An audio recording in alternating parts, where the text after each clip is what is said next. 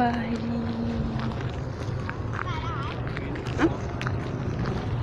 มันบุยบอกเปิดกล่องดังมา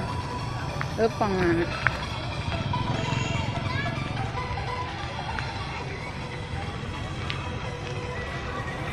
เงาทั้งนั้นวะน่าสำรวจตลาดเวียดนาม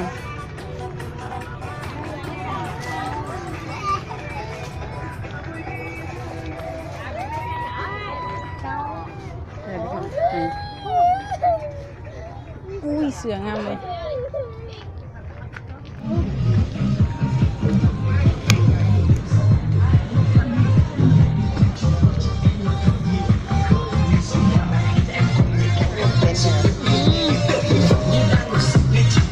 ประเภทอาหาร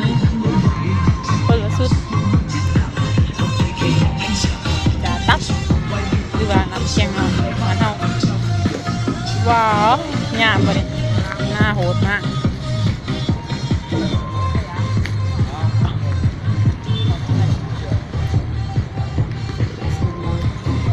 อาหารบ้านเขา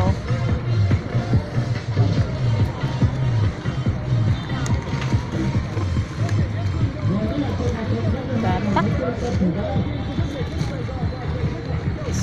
หอม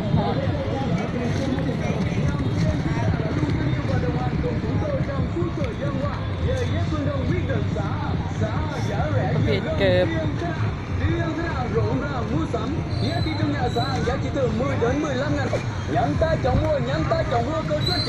ฝากรถ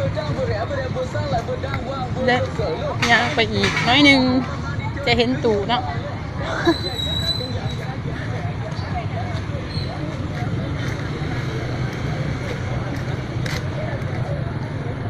วันเดือนปี